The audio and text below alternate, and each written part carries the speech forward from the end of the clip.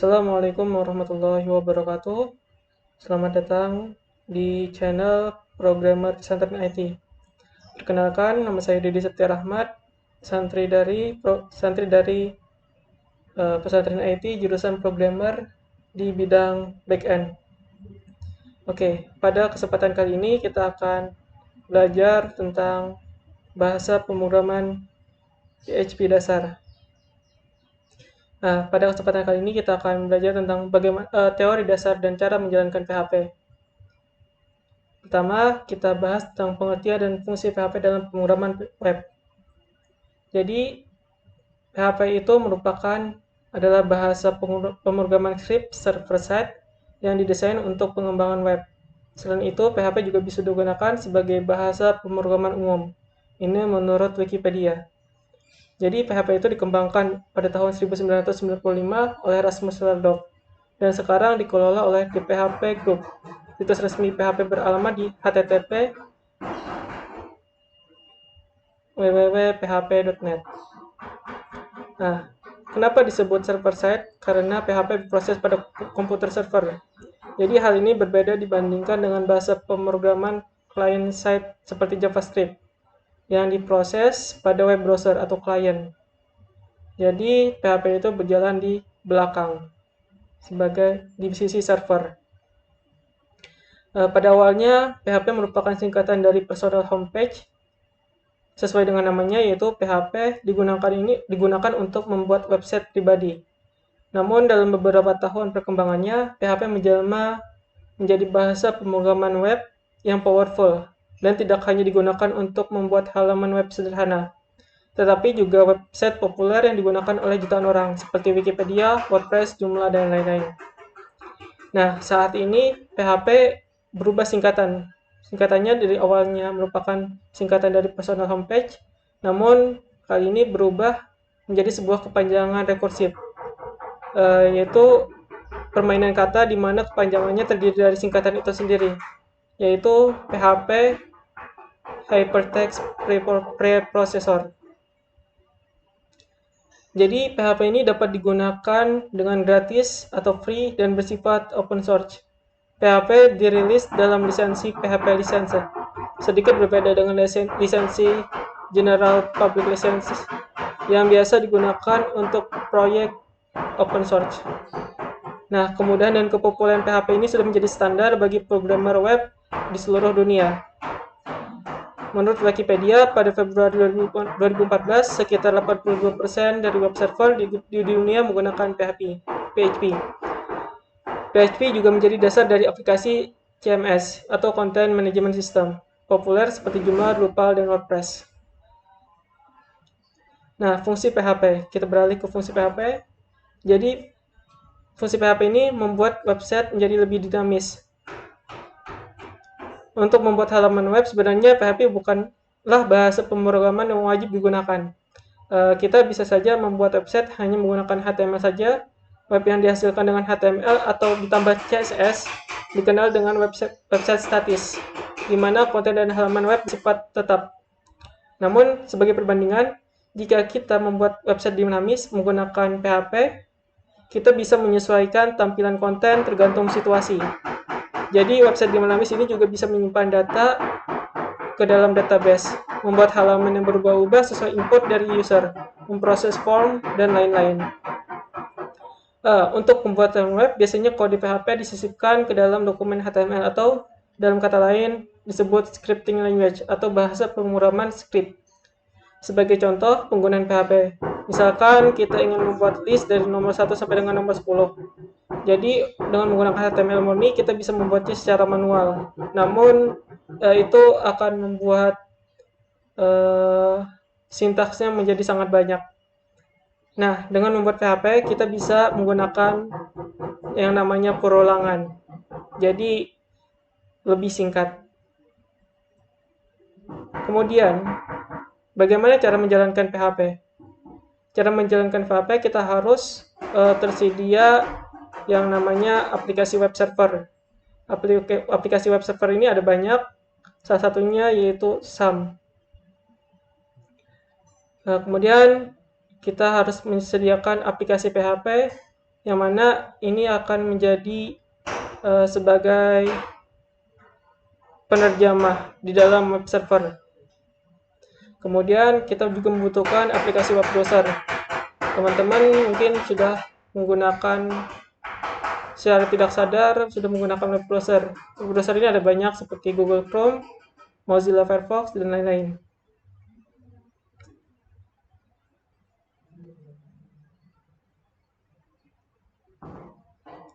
Dalam dunia nyata kita harus menyewa web server agar kode PHP dapat diproses dan diakses di internet. Namun, aplikasi web server ini dapat diinstal di komputer lokal, jadi kita tidak perlu membayar. Dan inilah yang akan kita install. Namun, kita tidak akan menjalankan PHP menggunakan aplikasi yang terpisah-pisah seperti ini. Antara aplikasi web servernya dengan aplikasi PHP-nya terpisah, kita tidak perlu. Karena kita bisa menggunakan yang namanya aplikasi untuk bundling. Jadi kita bisa menggunakan yang namanya SAM. SAM ini merupakan singkatan dari aplikasi yang ada di dalam paketnya, yaitu X untuk berarti itu closed platform, maksudnya tersedia dalam berbagai sistem operasi. Kemudian A ini untuk Apache web server, kemudian M ini adalah singkatan dari MySQL atau MariaDB, dan P ini, dua P ini ada yang namanya PHP dan Perl. Jadi kita secara tidak langsung telah menginstal keempat aplikasi tersebut.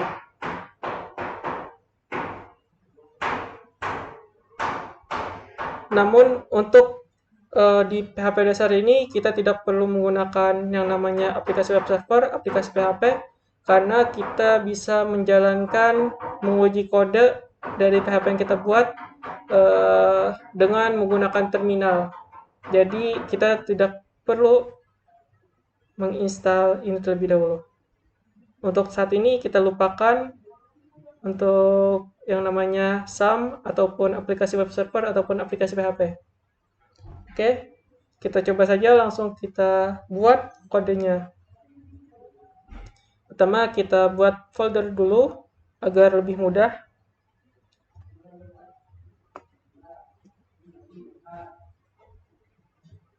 Oke. Kita buat foldernya di folder D, data kerja. Kemudian kita masuk ke pemrograman. Kita masuk ke backend developer. Nah, kita akan buat kodenya di sini. Oke. Kita buat folder baru yang namanya pesantren IT. Setelah ini kita buat folder baru namanya pertemuan pertama. Pertemuan 1. Nah, teman-teman di sini bisa buka terminal dari folder ini. Kita klik kanan, kemudian buka terminal.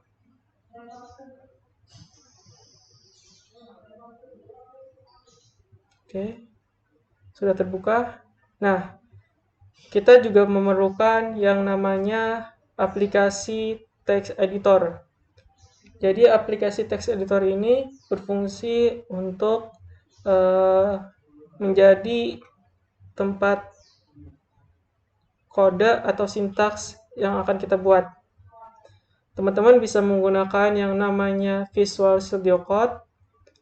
Bisa juga teman-teman ada yang namanya Notepad, ada yang namanya Sublime Text. Namun kita coba lihat saja untuk ini Sublime Text. Teman-teman bisa mendownloadnya ini. Bahkan teman-teman juga bisa menggunakan aplikasi bawaan untuk di Windows itu ada yang namanya Notepad. Teman-teman bisa menggunakan itu. Namun saya akan menggunakan yang namanya Visual Studio Code. Visual Studio Code. Karena Visual Studio Code sudah saya install, saya berharap teman-teman mungkin sudah menginstal dari Visual Studio Code-nya. Nah, teman-teman kan bisa sudah masuk ke terminal. Cara membuka Visual Studio Code bisa dengan cara menggunakan terminal ini. Jadi teman-teman tinggal menuliskan yang namanya kode titik. Kemudian teman-teman klik enter. Maka dia akan membuka yang namanya Visual Studio Code.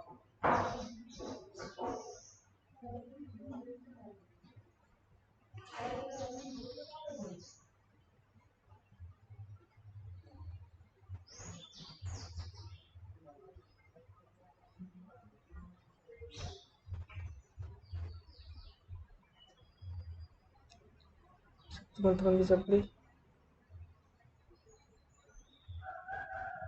Untuk pertemuan satu ini kita bisa membuat file baru yang namanya, ini terserah ya, index.php. Namanya terserah, tapi teman-teman harus menggunakan ekstensi .php untuk menjalankan aplikasi PHP. Oke, nah di sini teman-teman sudah bisa file baru. Nah dari sini teman-teman bisa membuat kode dari bahasa pemrograman PHP. Cara awalnya yaitu teman-teman membuat tag untuk PHP seperti ini, kurang dari tanda tanya PHP.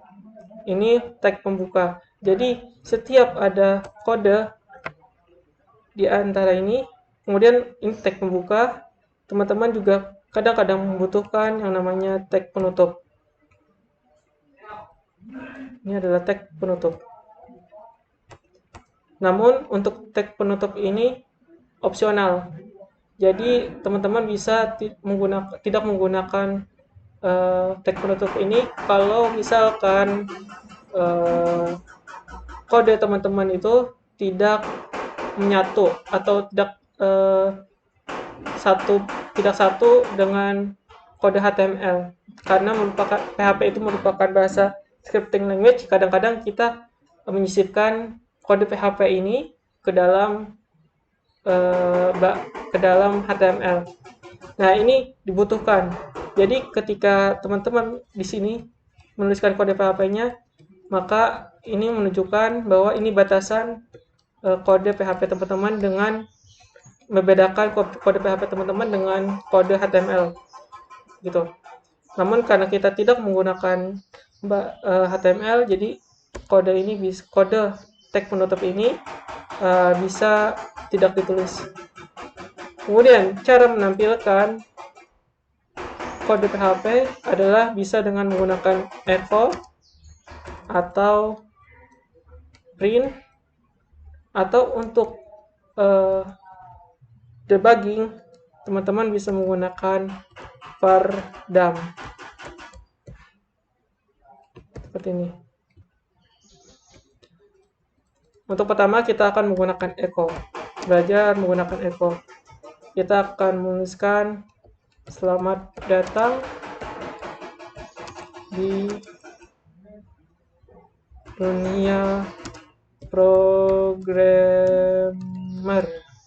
Oke. Teman-teman harus jangan lupa menambahkan titik koma setelah sintaks. Bagaimana cara menampilkannya? Karena kita menampilkannya di terminal, maka teman-teman bisa di Visual Studio Code ini sudah disediakan terminal. Teman-teman bisa menekan Ctrl kemudian Backtip. Yang ada Backtip ini biasanya berada di atasnya tab. Nah, cara menjalankannya, teman-teman bisa tuliskan di terminal PHP, kemudian nama file dari PHP itu sendiri, index.php. Kemudian kita enter, maka akan muncul selamat datang di dunia programmer seperti sini. Oke, mungkin itu saja pada pertemuan kali ini. Terima kasih. Wassalamualaikum warahmatullahi wabarakatuh.